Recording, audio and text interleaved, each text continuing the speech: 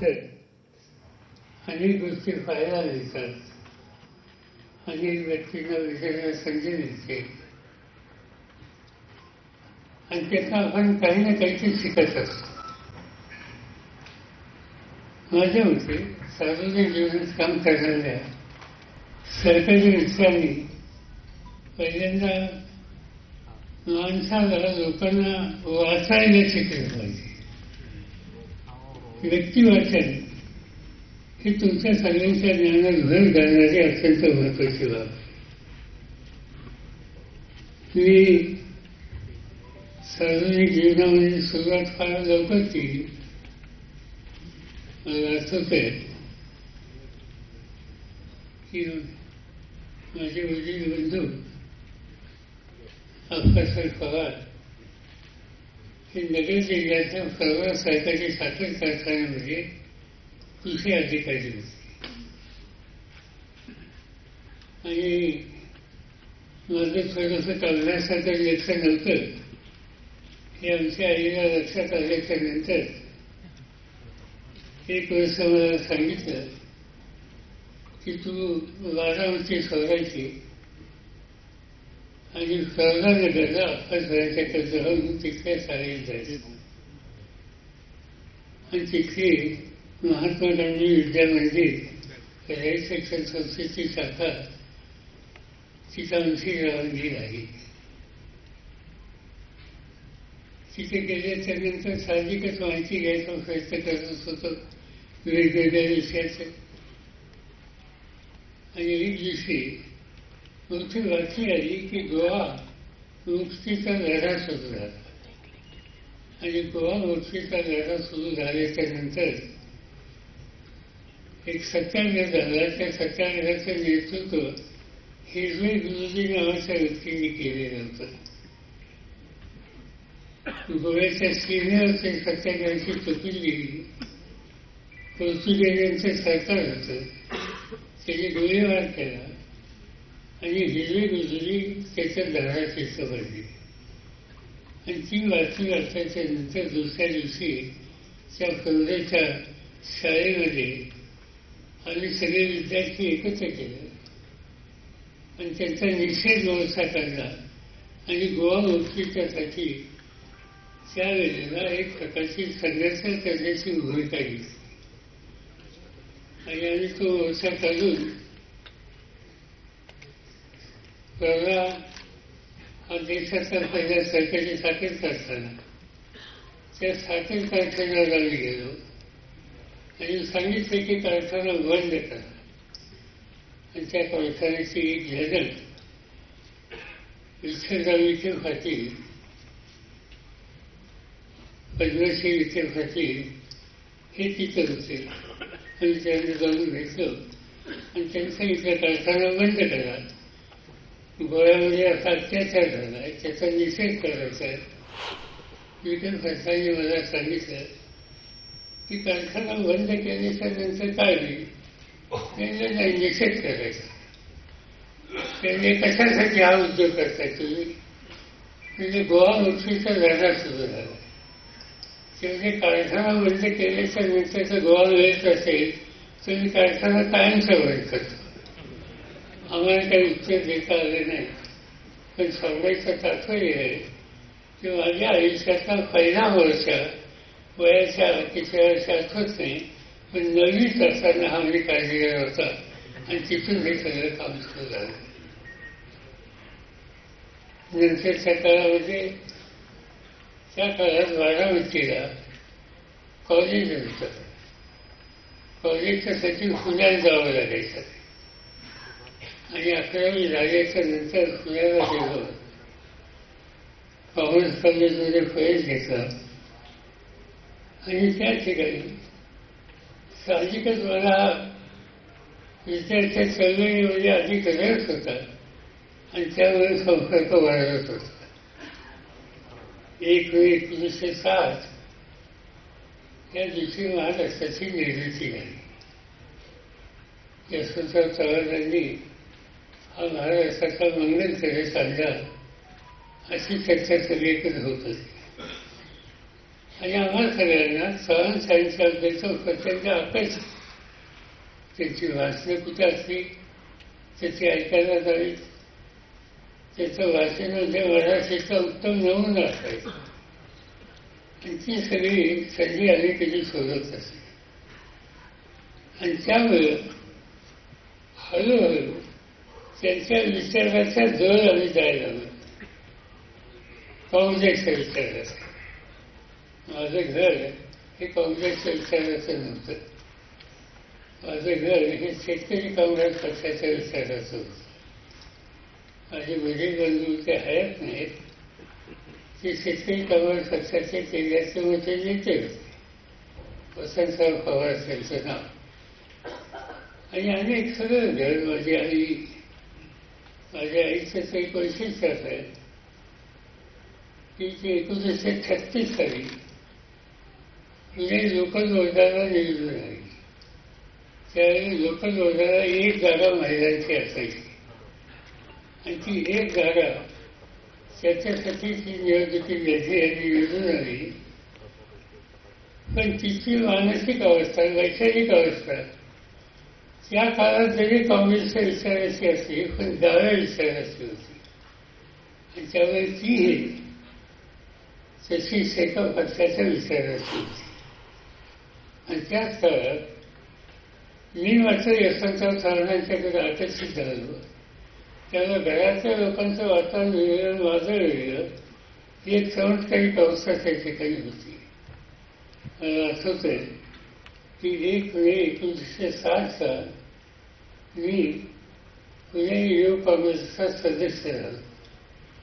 आणि त्यावेळेला वंदनाताईचं बसल्या त्यांना ठाऊक आहे. उद्याच्या काँग्रेस हाऊसवर संध्याकाळी काँग्रेसबद्दल असं असलेले सगळे लोक तिथल्या कच्च्यावर जमायचे. त्या जमाखोरांच्यामध्ये मी सुद्धा जायला लागलो. हळूहळू संघटनेचं काम बघायला लागलो. त्याच्यामधून संपर्क वाढला. आणि 3-4 वर्षाच्या नंतरच पक्षाच्या वडीलधाऱ्या नेत्यांनी मला मुंबईला काम करायला या, संघटनेची जबाबदारी घ्या म्हणून मला मुंबईला निमंत्रित केलं. आणि पुण्याचा माझा मुक्काम झाला. आणि टिळक भवन जे खेळ दिल्लीमध्ये आहे, काकासाहेब गाडगे मार्ग असं हल्ली म्हणतात त्याला, तिथं मी राहायला लागलो. आणि त्याचा फायदा एक झाला की महाराष्ट्राच्या जिल्ह्यात तरुणांशी संपर्क वाढला. संघटनेमध्ये काम करायची संधी त्याच्यामध्ये मिळाली. नंतरच्या काळामध्ये आणखीन एक फायदा झाला की टिळक भवनातच राहायचं. आणि ते राहत असताना त्यावेळेला अनेक वडीलधारी नेते सुद्धा हॉटेलमध्ये उतरत नव्हते, सैनिक हाऊसमध्ये उतरत नव्हते. एक तर कार्यकर्त्याच्या घरी किंवा पक्षाच्या कार्यालयामध्ये. आणि त्यामुळे माझा मुक्काम पक्षाच्या कार्यालयात आणि दौऱ्यामध्ये कार्यकर्त्यांच्या घरी याच्यामध्ये संपर्क खूप वाढला. आणि त्याचा फायदा झाला. हळूहळू केंद्र सरकारमध्ये राष्ट्रीय पातळीवर युवकांचं काम जे करत होते त्यांच्याशी संपर्क आला. श्रीमती इंदिरा गांधी यांच्याशी संपर्क आला. आणि आणखी एक मोठी संधी माझ्या आयुष्यात मला मिळाली.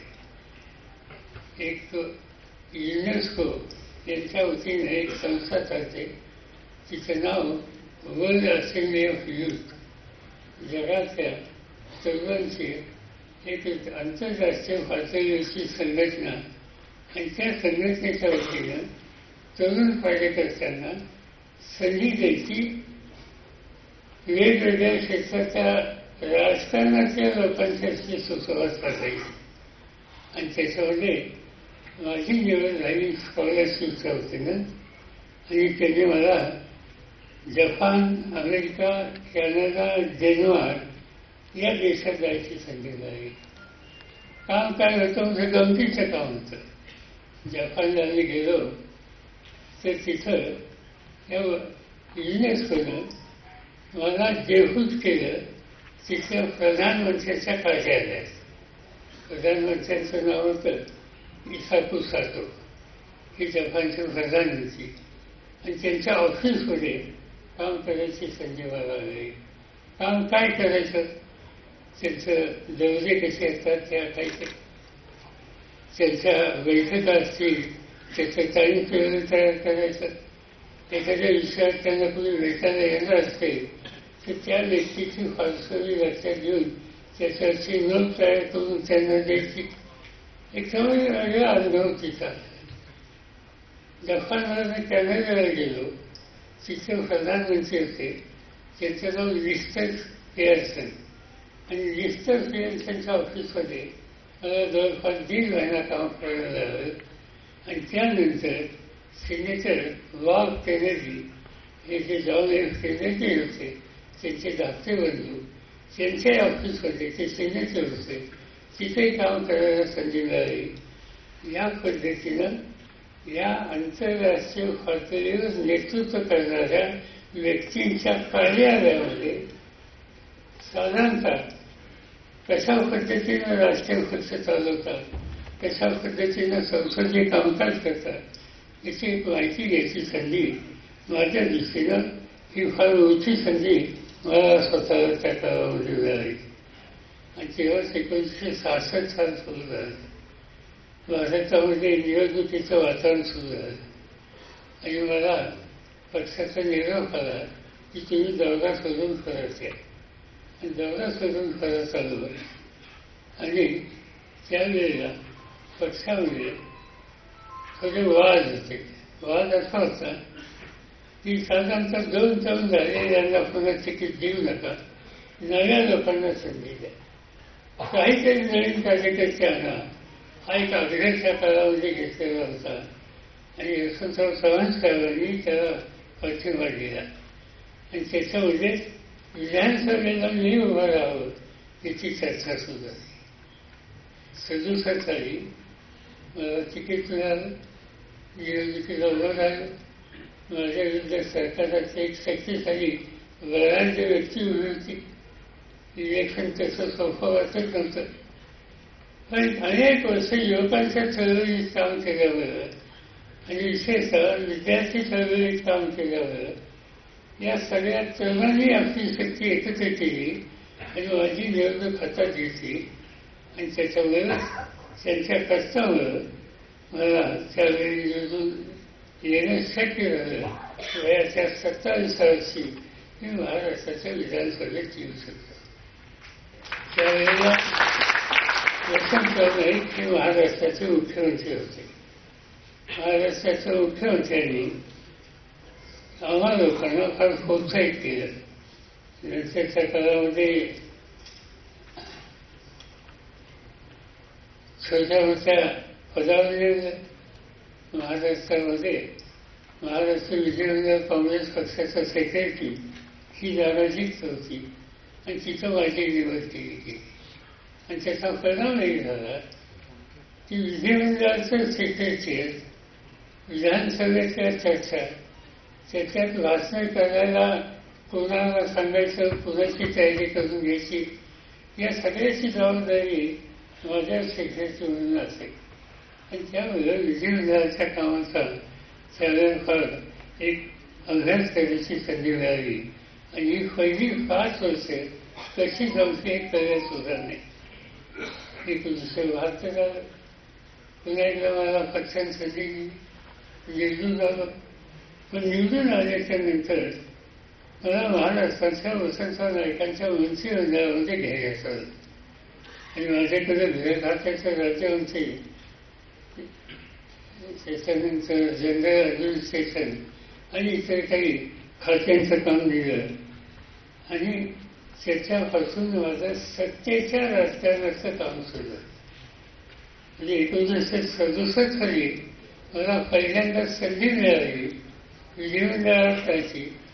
त्या 67च्या काळापासून आज एकही दिवसाचा ठराव नाही, पण मी कुठे जातो केली, कधी विधानसभा, कधी राज्यसभा, कधी विधान परिषद, कधी राज्यमंत्री, कधी मंत्री, कधी मुख्यमंत्री, कधी विरोधी पक्ष नेता, म्हणजे कृषी खात्याचा देशाचा महसूल अशी जवळपास महाराष्ट्राच्या जनतेनं देशाच्या जनतेनं सतत 56 वर्ष त्याला सत्तेच्या राजकारणात ठेवलं आणि त्याच्यामध्ये तुम्हा सगळ्यांचा हातभार हा त्याच्यामध्ये फार महत्वाचा आहे. तो मी कधी काही सांगू नाही. आता इतके वर्ष गेल्याच्या नंतर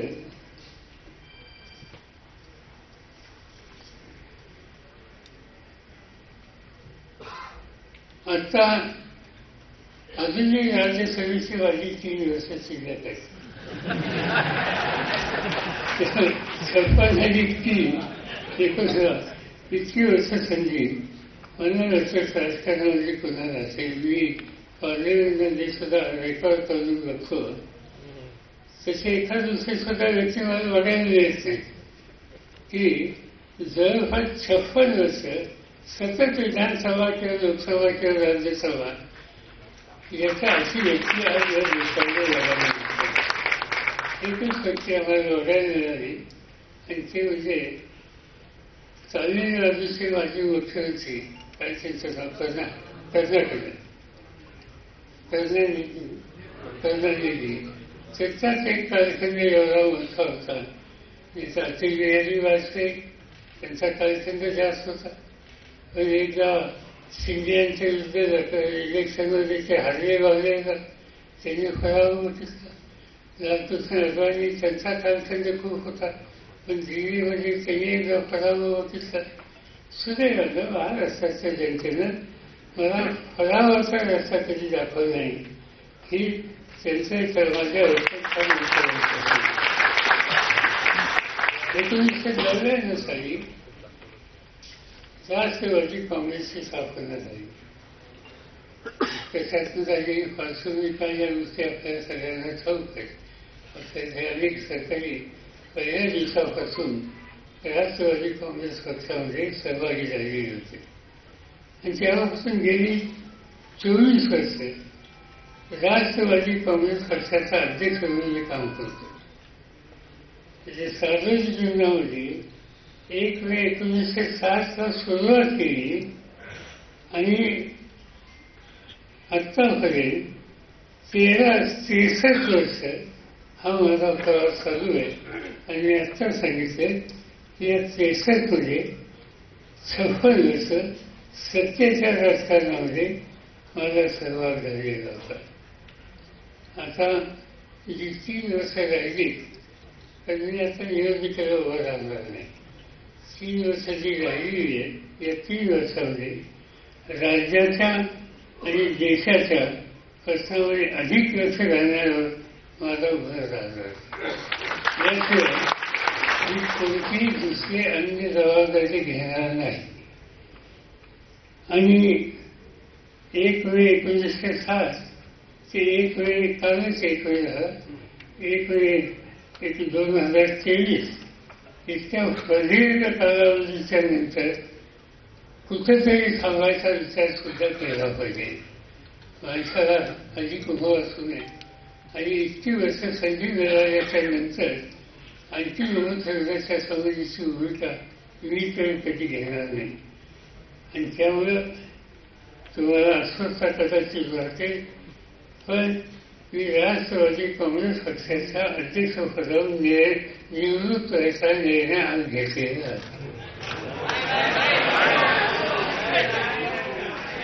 हे जरी असलं ते शिक्षण शेती सरकार क्रीडा सांस्कृतिक क्षेत्र याच्यात अधिक काम करायचा माझा माणूस आहे.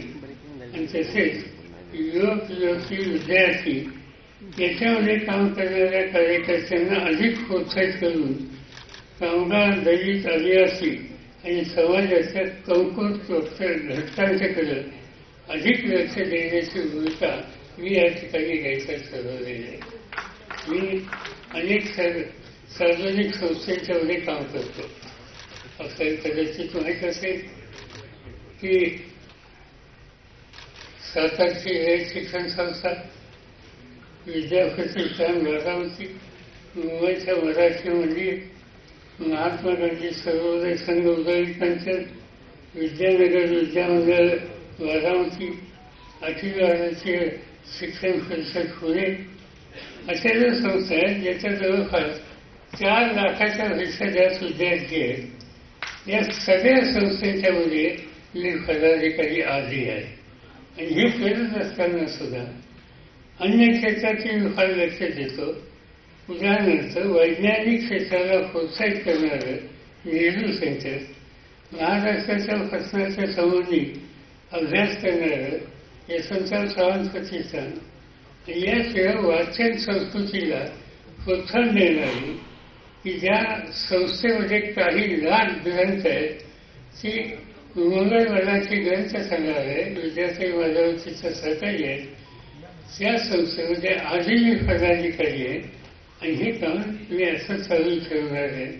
महाराष्ट्रामध्ये साखरेचा धंदा हा एक महत्त्वाचा धंदा आहे आणि या व्यवसायाच्यासाठी जे संशोधन आणि एक्सटेन्शन सर्व्हिसचं काम करणारी वसंतदादा सुगड इन्स्टिट्यूट या संस्थेची जबाबदारी अध्यक्ष म्हणून माझ्याकडे आहे. तिथे मी अधिक वेळ त्या ठिकाणी द्यायचा प्रयत्न करणार आहे. आणि म्हणून गेल्या 7 वर्षामध्ये महाराष्ट्रानं आपण सगळ्यांनी मला खंबीरपणे साथ आणि प्रेम दिलं हे मी कधी विसरू शकत नाही. आणि यापुढं एकदा मी संघटनेच्या संदर्भातला एक निर्णय जाहीर केल्याच्या नंतर पुढे काय करायचं, कसं करायचं याचा विचार करावा लागेल. आणि त्यासाठी मी राष्ट्रवादी काँग्रेस पक्षाच्या सदस्यांची एक समिती नेमावी असं ज्यांचा आधी तर बाकीच्या सगळ्या प्रफुल्लबाई यांना सुचवणार आहे. या समितीमध्ये त्यांचं काम हे आहे की त्यांनी उद्देशाला संघटनेची जबाबदारी कोणाला द्यावी, कशी द्यावी यासंबंधीचा निकाल घ्यावा. आणि त्या समितीमध्ये श्री प्रफुल्ल पटेल जे उपाध्यक्ष आहेत, सुनील तटकरे, के शर्मा ते जनरल सेक्रेटरी आहेत, त्याच्यानंतर पी.सी. चाको केरळचे अध्यक्ष आहेत, झिरो हे उपाध्यक्ष आहेत, अजित पवार, जयंत पाटील, सुप्रिया सुळे, छगन भुजबळ, दिलीप वळसे पाटील, अनिल देशमुख, राजेश टोपे, जितेंद्र आव्हाड, हसन मुश्रीफ, धनंजय मुंडे, जयदेव गायकवाड. याशिवाय या संघटनेच्या इतर शाखा आहेत. फौजिया खान अध्यक्ष राष्ट्रवादी महिला काँग्रेस, धीरज शर्मा अध्यक्ष राष्ट्रवादी युवक काँग्रेस, सोनिया दुरान अध्यक्ष युवती काँग्रेस आणि अध्यक्ष राष्ट्रवादी विद्यार्थी काँग्रेस. या सगळ्यांनी बसून पुढच्या संबंधीचा निकाल हा त्या ठिकाणी घ्यावा. आणि हे निकाल घेत असताना अधिक वेळ देणारा, सगळ्यांना बरोबर घेऊन जाणारा या सगळ्याचा विचार हा प्रकर्षाने करावा. मित्रांनो, मी अध्यक्षपदावरून जरी निवृत्त होत असलो तर माझी निवृत्ती सार्वजनिक क्षेत्रात नाही. माझी निवृत्ती गेले 7 वर्ष 7 दशकापासून अधिक काळ जन्मांसाठी काम करत गेलो. त्याच वेळेस कुठेही खंड पडणार नाही. या उलट मला सार्वजनिक कामामध्ये अधिक वेळ देता येईल. मी कुठेही असो, पुणे असो, बारामती असो, मुंबई असो, दिल्ली असो, आपणासाठी नेहमीप्रमाणे सकाळपासून उपलब्ध राहीन. जनतेच्या अडचणी प्रश्न शोधण्यासाठी कष्ट करेन. आत्ताच महाराष्ट्रामध्ये हा जो वास्तूचा प्रश्न झालेला आहे आणि याच्यामध्ये संघर्ष सुरू झालेला आहे आणि तिथल्या लोकांचे, शेतकऱ्यांचे काही जास्त प्रश्न आहेत, त्यांच्याशी कालच माझी बैठक झाली. असे जे काही प्रश्न असतील त्या प्रत्येक प्रश्नामध्ये शेवटच्या माणसाच्या हिताची दखल करण्यासाठी तुमच्याबरोबर तुमच्या खांद्याला खांदा लावून मी त्या ठिकाणी लक्ष करेन ह्याची खात्री देऊ इच्छितो. सततचा प्रवास हा माझ्या जीवनाचा भाग झाला. मी आपल्या भेटीसाठी सार्वजनिक कार्यक्रम, समारंभासाठी वर्गांच्यावर येत राहील.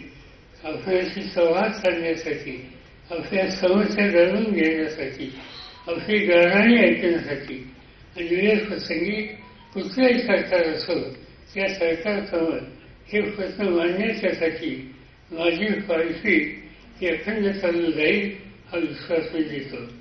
जनतेचं प्रेम, सरकारच्यांचं प्रेम, त्यांचा विश्वास हाच माझा श्वास आहे. यापुढे आपणापासून कोणतीही हरकत नाही. मी आपणासोबत होतो आहे आणि शेवटच्या श्वासपर्यंत जाईन एवढंच या ठिकाणी सांगतो आणि आपल्या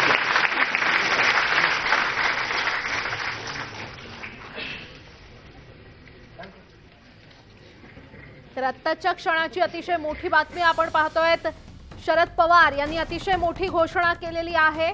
राष्ट्रवादीचा आता नवीन अध्यक्ष कोण असा प्रश्न उपस्थित होतोय, कारण कुठे मला थांबायचं हे मला कळतं असं शरद पवार यांनी म्हटलंय. एनसीपीच्या अध्यक्षपदावरून निवृत्त होणार असल्याची घोषणा शरद पवार यांनी केली आहे.